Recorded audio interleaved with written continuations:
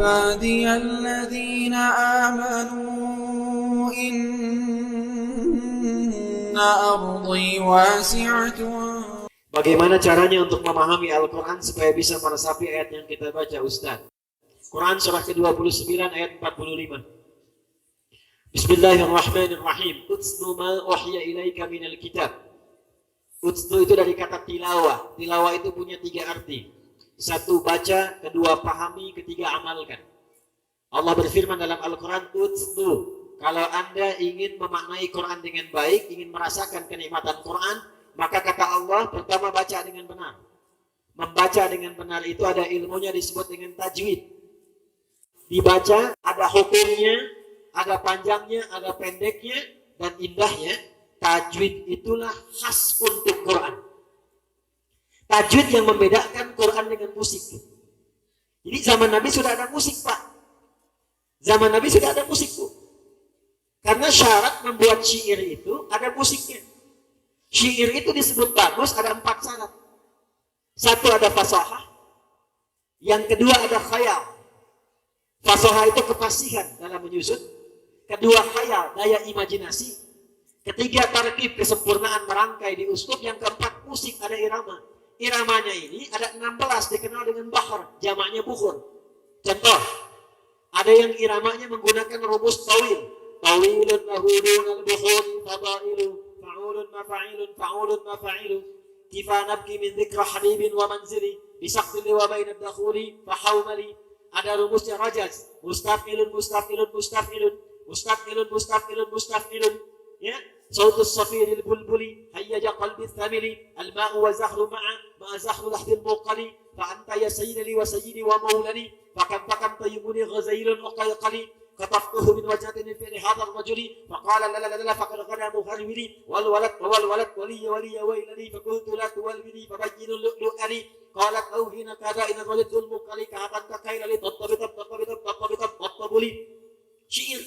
Ada lagi madid, mufa'alatun fa'ilatun tala'al badru min thaniyatil. Itu rumusnya madid, itu lagu. Itu lagu, asalnya syair. Nanti itu di masa Islam kan dijadikan yang bermanfaat, berubah menjadi nazam. Nazam dibawa ke bahasa Arab, Sofiyah. Rumusnya sama rajaz. Mustafilun, kalam tafkum mufilun kastaqim, wasmun wa fi'lun thumma harfunil kalim. Wahiduhu kalimatun wal qawlu am wa kalimatun biha kalamun qad yu'am. بالجر والتنوين والنداء ومسند للاسم تصل بتافعت أتت ويفعل لي ونرك بلد فعل ينجلي. 1002 bait hafal itu langsung bisa paham bahasa Arab. Nah, orang Islamnya meninggalkan itu, maka teorinya diambil oleh Barat, maka jadi notasi ke Persia menjadilah apa? Dal ro mim fa sod lam sin da, diserap jadi do re mi fa sol la si do.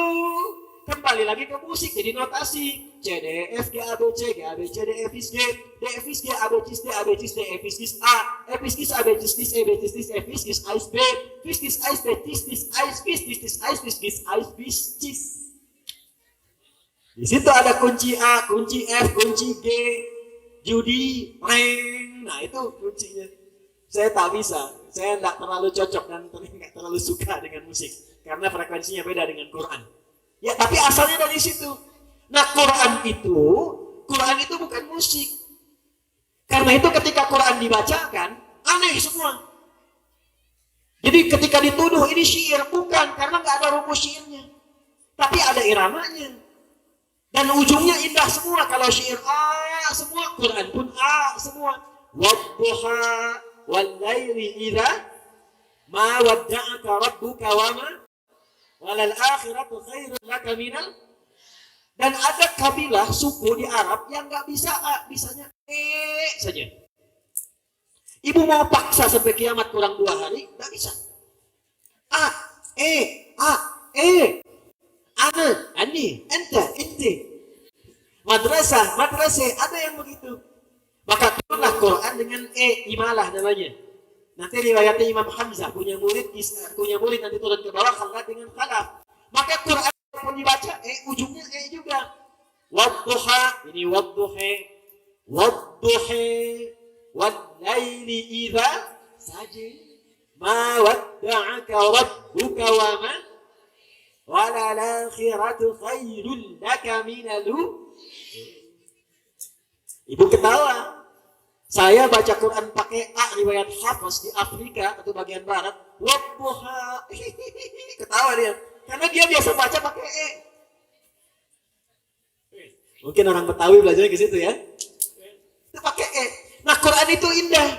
Tapi ingat, tapi Quran bukan musik. Makanya Quran nggak bisa dipakai, dibaca pakai irama musik, itu nggak bisa.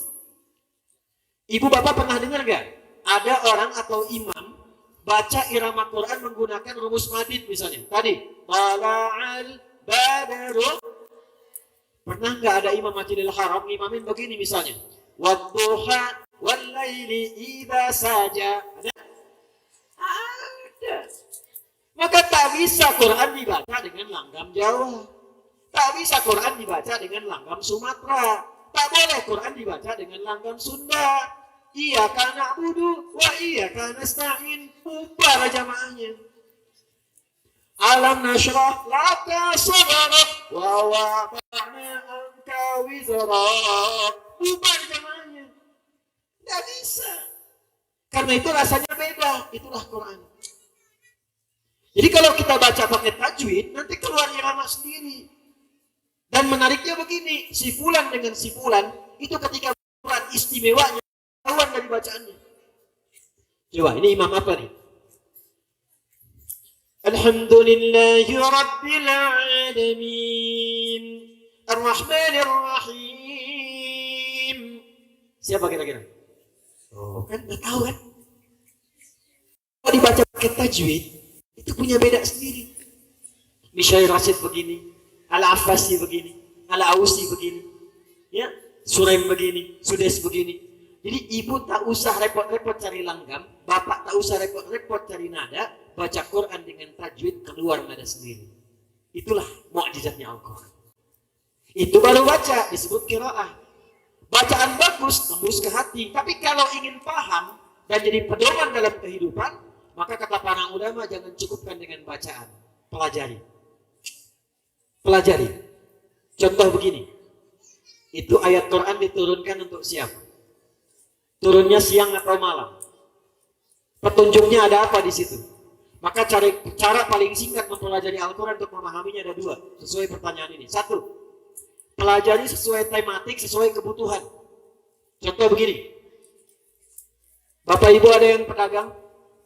Ada? Pernah nggak mengeluarkan ayat-ayat dagang dalam Al-Quran? Kenapa nggak dikeluarkan ayatnya? Bagaimana menghindari riba? Bagaimana berbisnis supaya cepat untung? Bagaimana berbisnis supaya Allah ridha, supaya berkah? Ada ayatnya semua.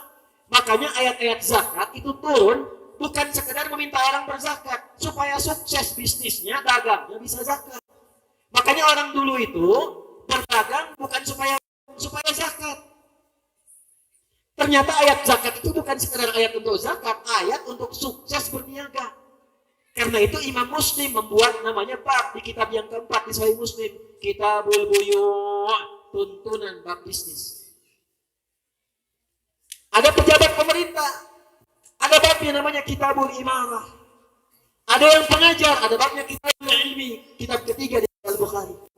Maka keluarkan itu. Yang pokok kita keluarkan, ayat tentang salat, ayat tentang puasa, nanti apa yang kita kerjakan keluarkan. Sehingga Quran itu dinikmati dengan pekerjaan. Tak terasa kita mengamalkan Quran dengan mengkaji Qurannya. Jadi saat bersamaan membaca, memahami dan mengamalkan Qurannya. Itulah yang dilakukan oleh para sahabat dahulu. Ya, ini cara pertama dalam kondisi sekarang disebut dengan kajian tematik. Apa namanya? Tematik. Keluarkan sesuai kebutuhan kita. Silahkan. Mungkin ada pengajian tafsir. Ada anak-anak kita yang belajar, masuk kampus, belajar yang benar. Nah, cara belajar untuk yang kedua ini, caranya di Quran surat ke-9 ayat 122. Perhatikan, kata Quran, jangan pernah berpindah kepada materi selanjutnya sampai memahami apa yang dibahas. Anda belajar Bismillahirrahmanirrahim. Kalau perlu dari baknya, setiap hurufnya.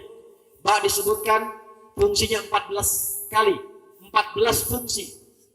Di Bismillahirrahmanirrahim, ba-nya untuk apa? Apakah musahabah atau sababiyah atau lil ghayah atau lil ilsaq? Ismun, kenapa disebut dengan ismun? Allah, kenapa namanya Allah bukan yang lain? Ar-Rahman, kenapa Ar-Rahman? Berapa kali disebutkan di Quran?